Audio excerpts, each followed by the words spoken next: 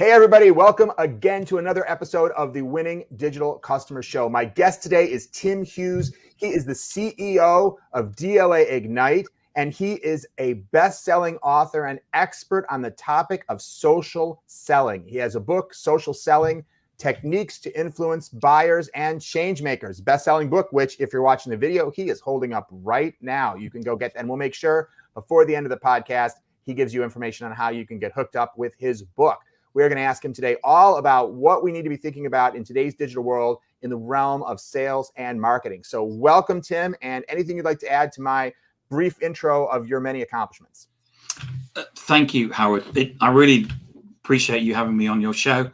I interviewed you on my podcast a couple of months ago now. Right. And it was fantastic, and it's great to be here and seeing you again.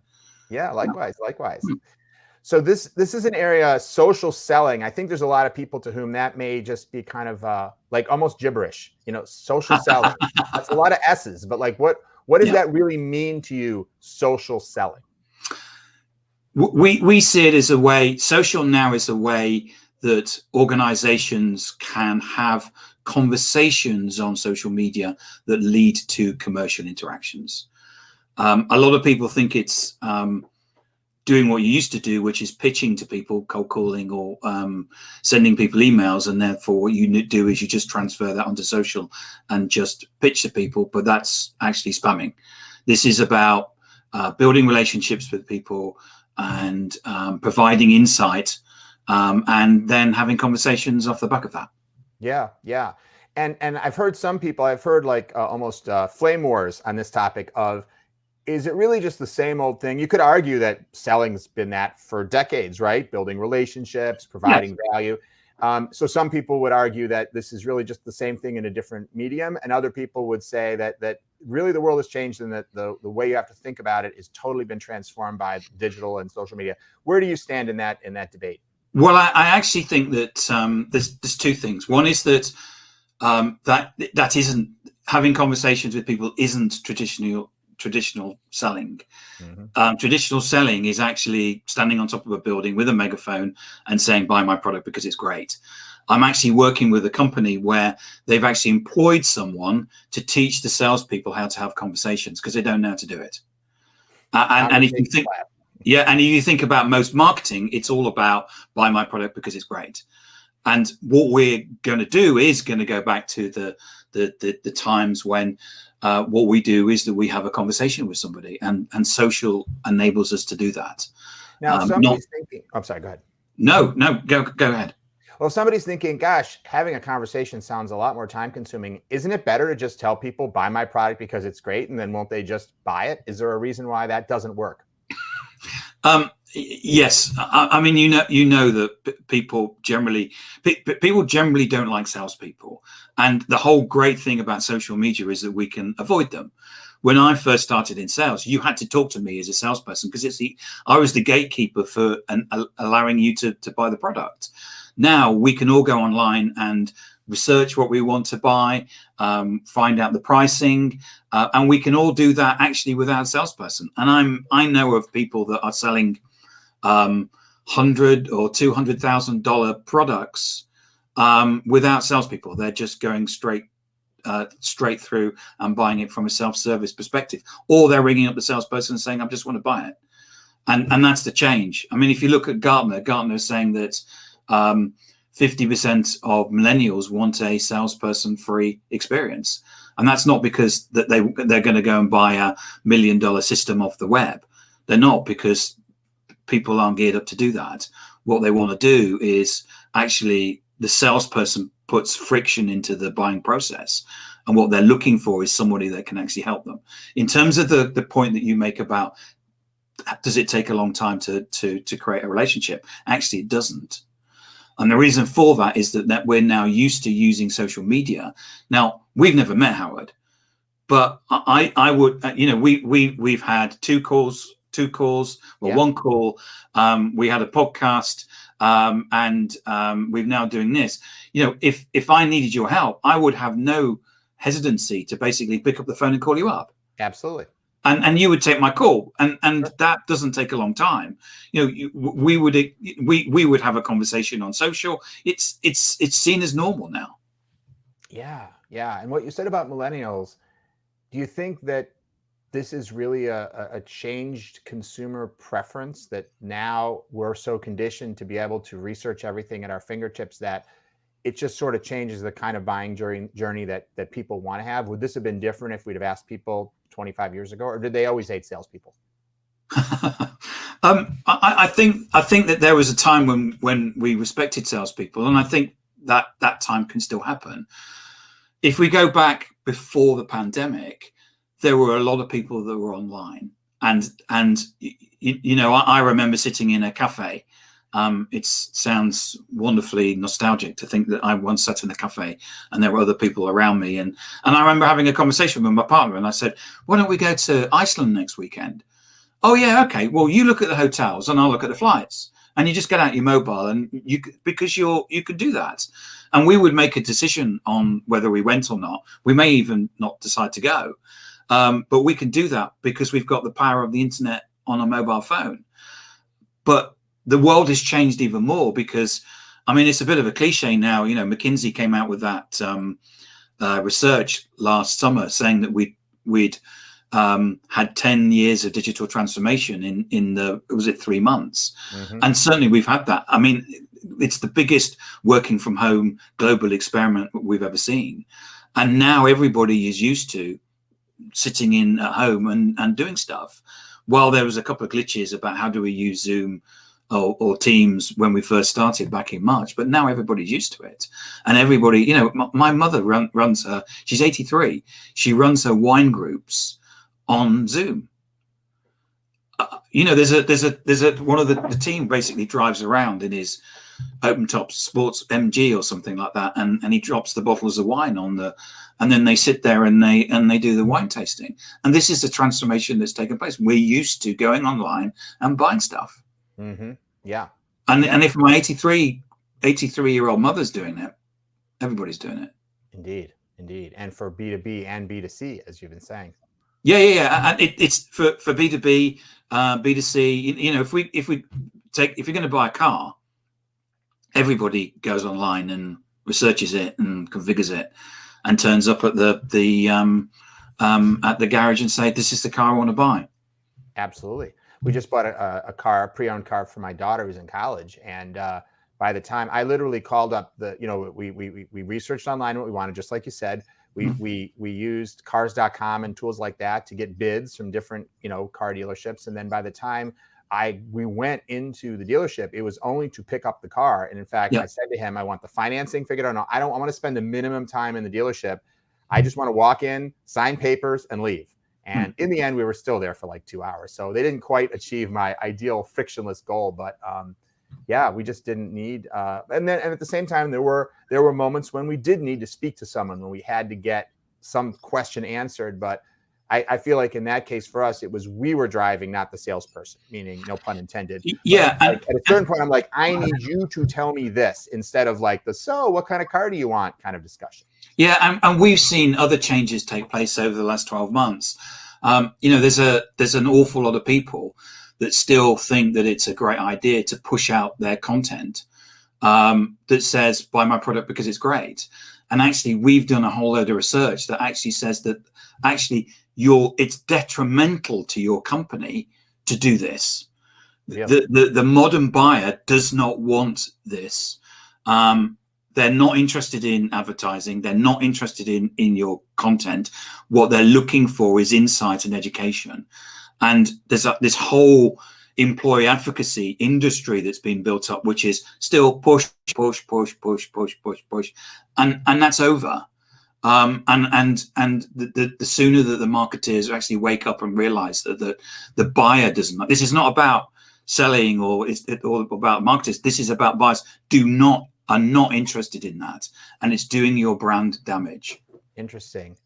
Well, I'd love to break that down a little farther as we look at the different stages of the sales or the buying journey, depending on which side you want to look at it. Because I think I would speculate that one of the reasons why even enlightened marketers today still sometimes do that, buy my product because it's great, is when they're in the very early stages, trying to create awareness, trying to break through, Yes. and just help someone even know that their product exists. So in a social selling world, what's the alternative to that kind of shouting when the customer is not ready to have a conversation with you quite yet because they don't even know who you are yet?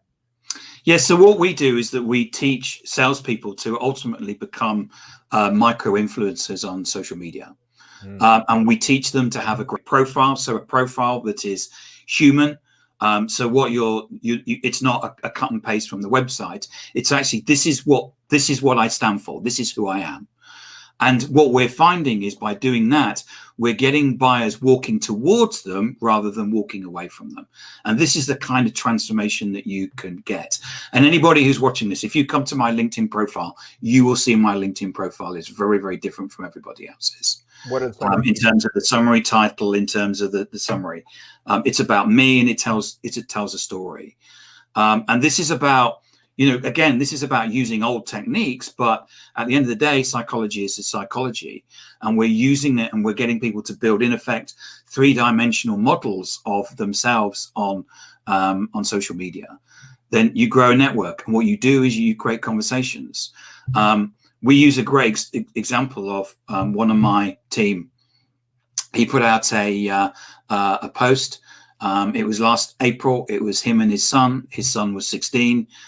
He had a COVID birthday, and of course his son wanted to be with his mates, but he couldn't be. He had to go with his boring dad, so they went to the seaside. It only took 10 minutes to put that post up, but Eric, the sales guy's got 5 C-level meetings off the back of that. He got 2 proposals out and 1 purchase order. And it only took him 10 minutes to put that piece of content out. Now, there's no demand generation tool that you can use, advertising, cold calling, email, that will get you 5, 6 C-level meetings out of 10 minutes of work. And that's the transformation. I'm still trying to internalize that this could be true, but I have my own experience along those lines. And, of course, we have a big mailing list of people, and we send out insights every week about, different aspects of digital transformation, or here's a tool, or here's a video about how to do customer research, all this content. And, we get a lot of people watching it. It doesn't necessarily lead to a lot of people immediately picking up the phone and saying, like, can I hire you? I think it gets people to buy the book. And we're very happy to do it, but it's not like it causes this huge flood of making the phone ring.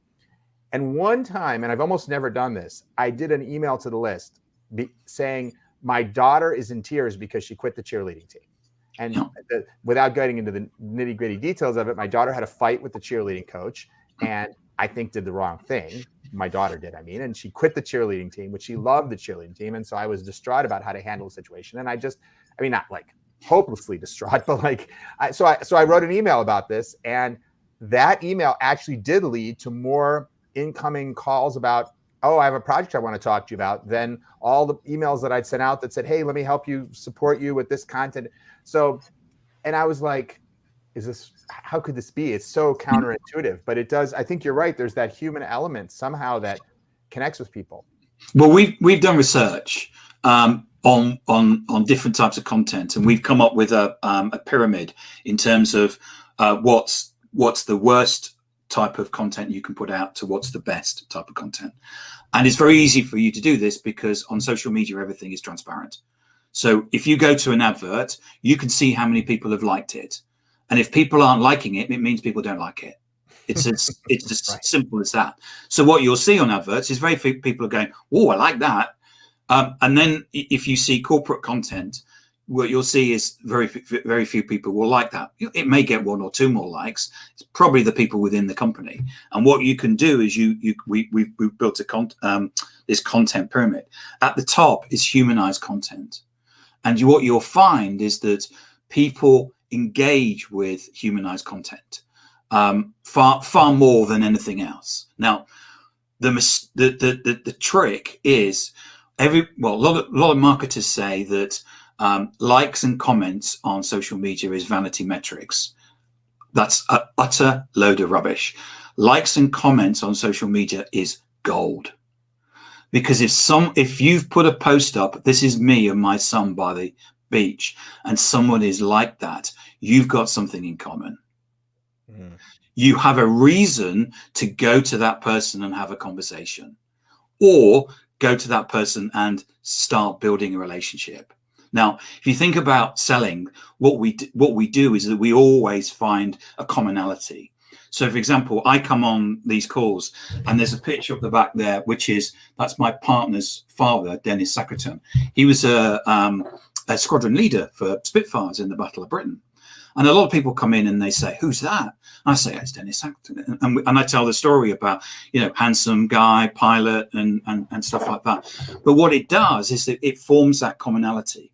And all we're doing with that picture could be on the wall, it could be on social media. And as soon as we've got that level of the commonality, we can start going through the process of knowing, liking, and trusting people. And we buy from people that we know, like, and trust. And we also know that conversations lead to sales. So classic marketing at the moment, and we get marketing leader after marketing leader basically coming to us and saying, marketing doesn't work anymore. We've become the coloring department. Back when they did marketing degrees back 20 years ago,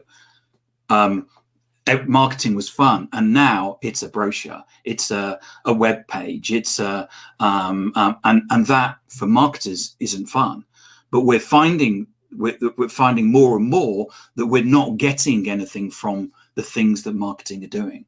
But what we're seeing is this transformation taking place. We've all moved from a buying perspective onto social. What we now need to do is all move from a sales and marketing perspective onto social.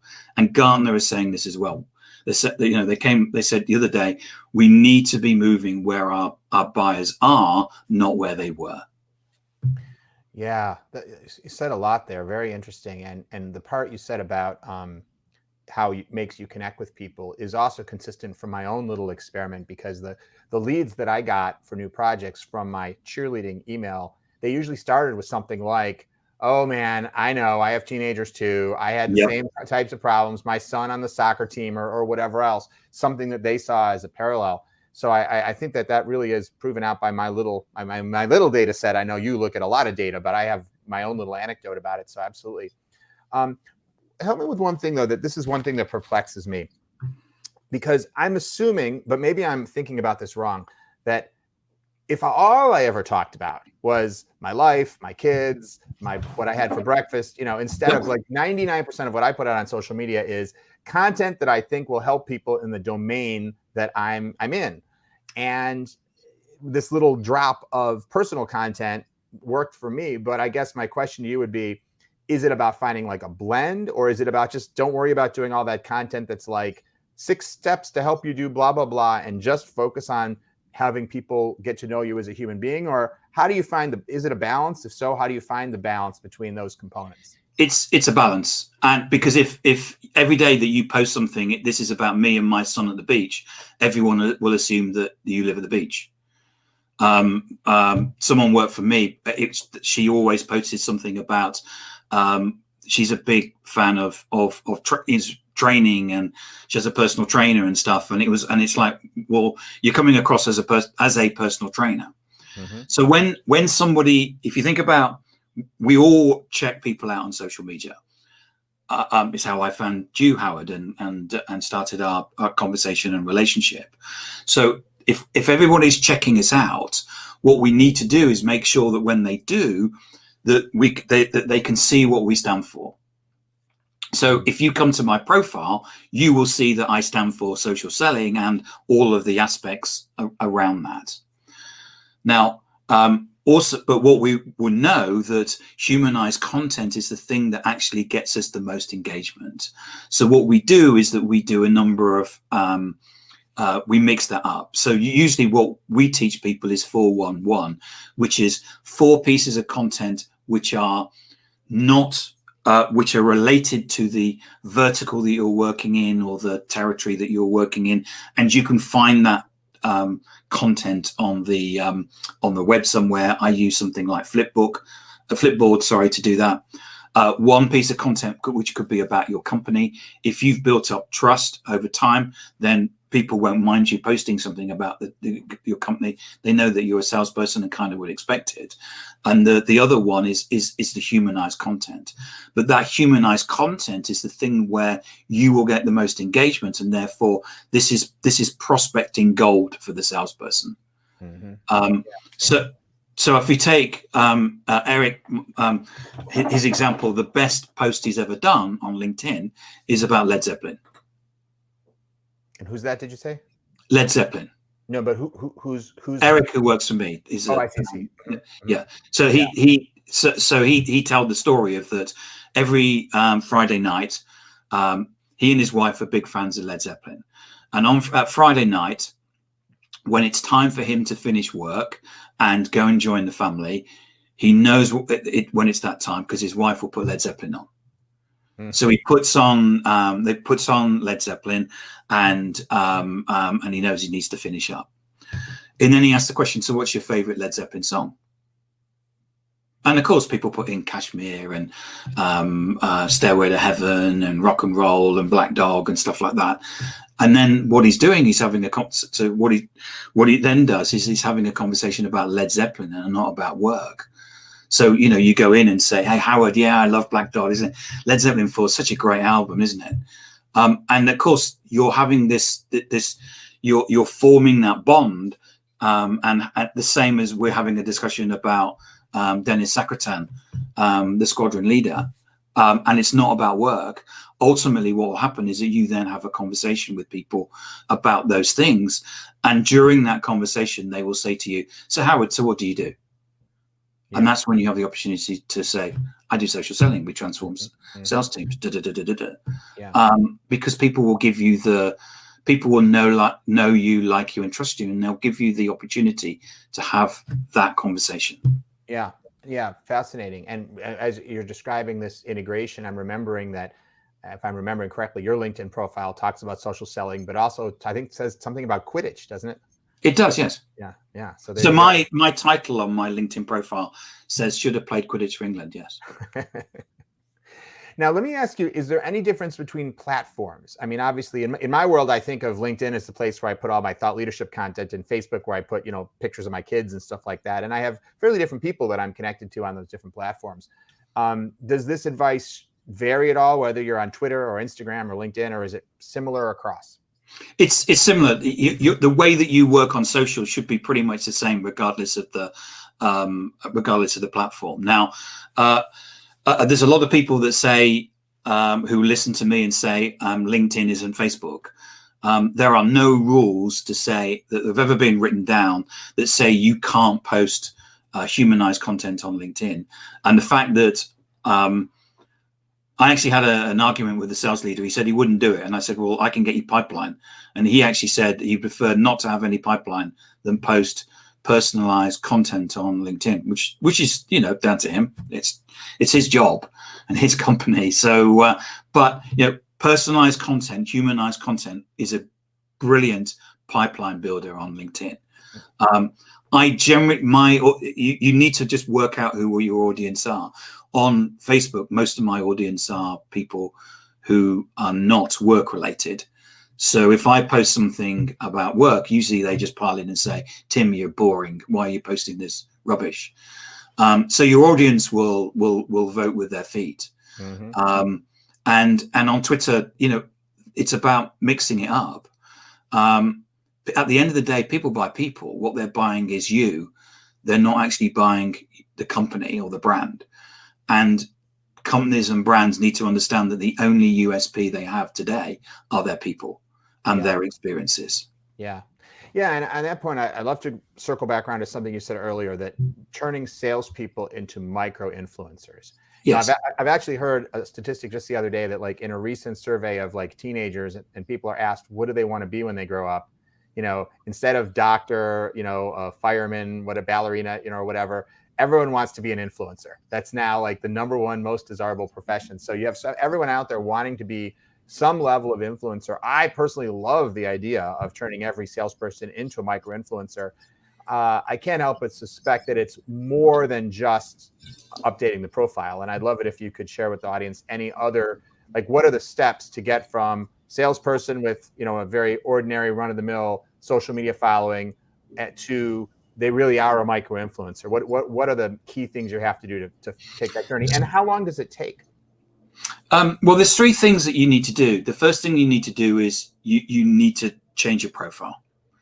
And what we would normally call it is buyer-centric, but in effect, you need to have a profile that is going to be interesting to your buyer. And part of that is about sharing something about yourself. And what you'll find is that the more you share about yourself, the more people will actually walk towards you, because they know you rather than see you as a brand. Because we don't build relationships with brands. Well, sometimes, you know, you may have a particular toothpaste or that, but that's or you particularly like Levi's jeans or something like that, but that's not the majority of brands. What we do is that we walk towards and build relationships with people. If I'm in the B2B world and I have a business issue that I need to be solved, I may see a product, but ultimately it's about whether that salesperson is going to come and help me in the business and solve those business problems. The next thing you need to do is have a network. So this isn't about having contacts. This is about proactively going into the accounts that you want to influence and building those contacts. If you haven't got any contacts within a particular account you want to sell to, I doubt that you'll sell to them. And the problem that you have is that most buying teams now are at least over 10 people. I'm currently transforming a supply chain software company, and they say their buying team is 100 people plus. So if you're selling into Smith & Nephew, which has got 100,000 employees, who are the 100 people that are part of the buying team? Nobody knows. So you've got to connect to more than 100 people, maybe 1,000 people. So, you know, we have BMW as a client. They have 100,000 people in their company. It's only after a little while that you find out who are the people that actually have the influence, but you got to connect. And that's about building a network. Now, whenever you build that network, don't forget that every connection that you make is your opportunity for a conversation. And don't forget that when you deal with people, they're not necessarily all going to buy from you. So we see there's three types of people. There's people that will buy from you, people that will probably refer you or give you information. You don't want to talk to me, you want to talk to Fred, or you don't want to talk to me, you want to talk to my brother-in-law because he's buying one of these at the moment. Or somebody that will actually, what we call, have a big mouth, which is where they'll take your content and share it through their network. So in effect, what you're able to do is not just sell to your network, but sell through your network. And the power of the network, do not underestimate the power of the network. I'm sitting here because of the power of the network. And we're creating a great piece of content, which is the third thing that we need. We know that it's a given now that our buyers are consuming content. You know, McKinsey, MIT, Gartner, Salesforce, even the CMO of HubSpot, which, as you know, sell email marketing software, has said on a podcast that email marketing doesn't work anymore, and they're actually moving away from it, and they're actually using content to connect with people.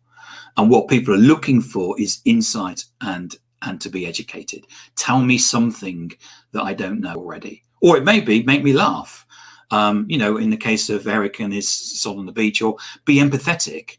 But what we're looking for is insight. We're looking for something different. We're looking to be told with something. And if you think about most salespeople, you know, I've had a number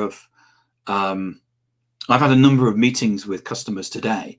Each time I've learned something. In a way, each time you come away from that, you've got an opportunity to create a piece of content. We have an internal joke at DLA Ignite where I started it, where someone will have this conversation and I'll say, "There's a blog in that," and what you'll find is when people start, they say, "I don't know how to create content," and you get to the point where I have so many ideas and inspiration for content. You know, I've had it's 5:45 in the evening, my time. I've had 4 customer meetings, and each one of those is a blog. I don't have time to create it. And what happens is that people, when they see this transformation, that they actually have so much content at their fingertips that it's just an ability to, they can actually just create it really, really quickly. So as you say, profile, network, content. Thank you. That's a great model. It makes sense. And the point you're making about customer meetings leading to content, that's my experience as well. And what I think happens is that when you start creating more content, it's like your brain starts to notice more when something might be good for content. So you might think, someone might be thinking to themselves, I've had customer meetings every day for the last 10 years and I don't have any ideas for content. But start creating content, and the next customer meetings you have, your brain will sort of like be like, oh, that's just the exact phenomenon you talked about. Because the same exact thing happens to me. I use OneNote, right? So it's just like I have like one long scrolling OneNote of like, all the time, at least a couple times a day, I'll put something down. And obviously I don't create 14 new pieces of content every week. So a lot of it never even gets gotten to. So absolutely. Well, I know we're running low on time. And before we do, I want to ask you about what seems to be the hot new topic in the social media world. And I don't know if it's going to be a flash in the pan or going to be the next big thing, but everyone's talking about Clubhouse, at least here in the US. And I have joined Clubhouse. I've spent about 5 minutes on it. I've sent my invites to other people. So I'm doing my part to share my Clubhouse invites, and they keep giving me more, and I keep giving them to more people. But to be perfectly honest, other than listening to I just tuned in and there was like a comedy show going on. And I'm like, okay. So I listened to it, and to be perfectly honest, it wasn't very funny. And so that was my experience so far of Clubhouse, but obviously it's very thin. What do you think? Is this something that if someone's in the B2B selling business, they should be all over Clubhouse, or should people be waiting to see if it becomes something more, or what do you think? I think Clubhouse is amazing. And I think that we're going to see more of these things. There's already been LinkedIn have already announced that they're going to do their own. Twitter have got Spaces. And I think, Clubhouse are going to be bought before long. It depends. I'm sure there's a bookie somewhere running about who it's going to be. Mm-hmm. The thing about Clubhouse, which appeals to me, is that what you have is it's social on media. So you have no one coming along with adverts. You have no one coming along saying, buy my product because it's great. There's no distractions with a chat going on. There's no distractions with video. What you have are people talking. And so what you're doing is that you're boiling down social media to its fundamental elements, which is being social on media. Now, you do have people that will go on there and say, hey, my name's Tim Hughes, and I created this song and it went viral in 4 minutes on TikTok or whatever it is. And the thing is that people just tune out. And what people do when they go on there is that they're looking for insight. And the people that are coming to the top in terms of being the influence on there are the people that are offering the most insight. Brian Fanzo, for example, and people like that, where Brian, who that is, can you share with the audience? Oh yeah.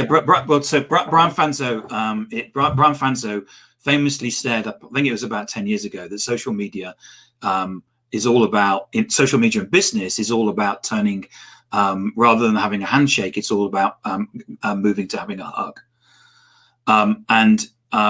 He is a person that is always been at the forefront of social media in terms of, Blab, Meerkat, Periscope, a lot of the streaming platforms that came out years ago, and he's piled into Clubhouse, and he's running a number of videos at the moment on his YouTube channel about the best way to use Clubhouse, and it is very much, this is a place to have a conversation, exchange insight, and if you notice on the Clubhouse app, the only thing it's pretty much, there's no color in it apart from leave, and the bottom there is bottom is well placed to say press that button and you can leave. And if the people are boring, the people aren't interesting, the people are trying to sell stuff or whatever, you just press the button and go.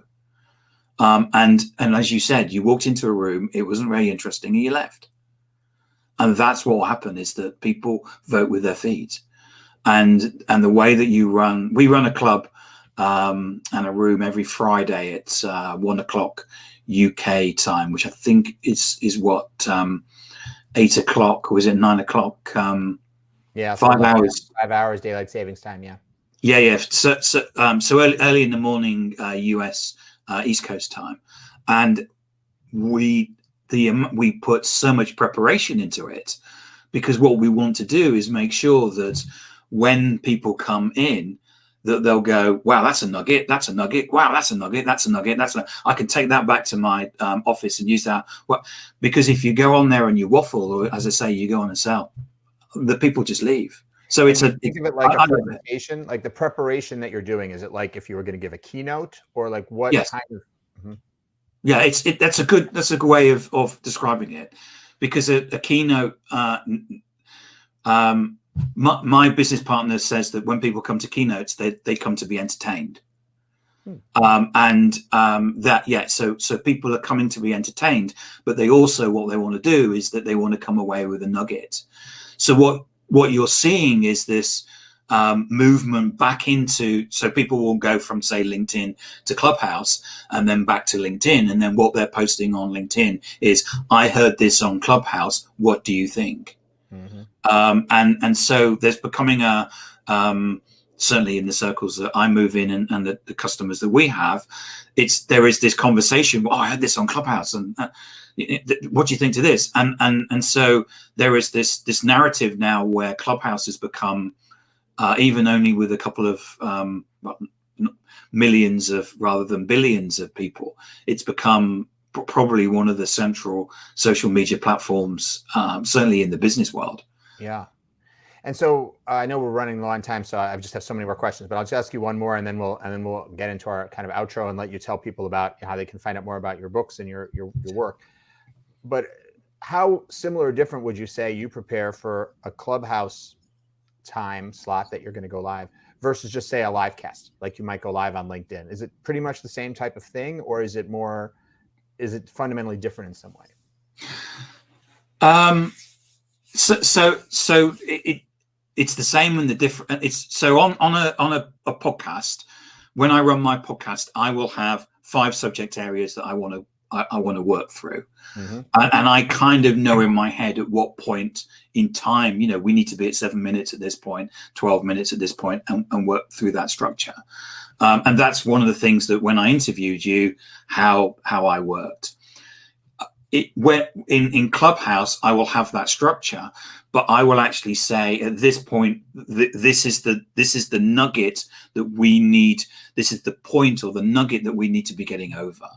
Now that will just be my my particular structure, and whereas what we do is that we bring the team in to that Clubhouse, so I know that other team members will have done exactly the same. So it's not just my golden nuggets that are going to be shared. It's going to be Eric's and Adam's and Len Wood's and Vanessa's and all the other people in the team, Rob's and stuff like that. So so you're making sure that the people are going to stay, and they're going to stay for the whole. We run it for an hour, so they're going to stay for an hour, and they're going to walk away, and they're going to go out and they're going to talk about it on social, and usually they do. Great.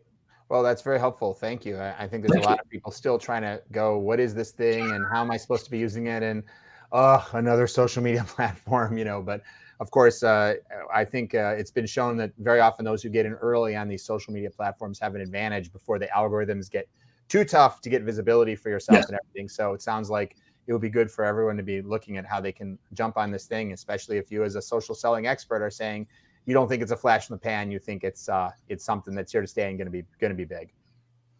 Great. Well, I know we're over our time, but this has been fantastic. Thank you for being so generous with your time and sharing so much with the audience here.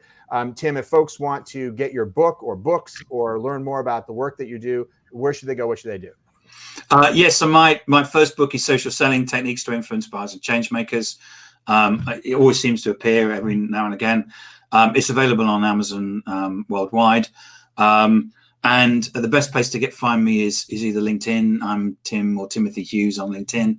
And if you send me a connection request, can you say that you heard me on this podcast? Because I do get hundreds of people connecting to me, and If you say, I heard you on Howard's podcast, then that will be excellent.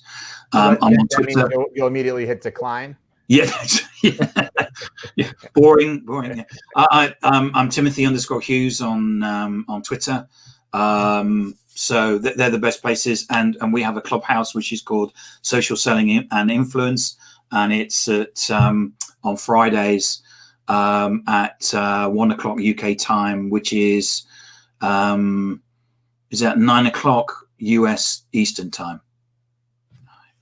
Yeah, maybe. No, 8 o'clock. 8 o'clock. 8 o'clock US Eastern time. Time of the year. Yeah. So I'll set. All right. So set your alarm clocks. Come on, folks. 8 a.m. is not that early. Now, of course, if you're listening, you can eat your breakfast and get those nuggets. Exactly. All right. Well, thank you so much, Tim. Thanks to everybody listening and watching for joining us once again for Winning Digital Customers. And I look forward to seeing you all next time.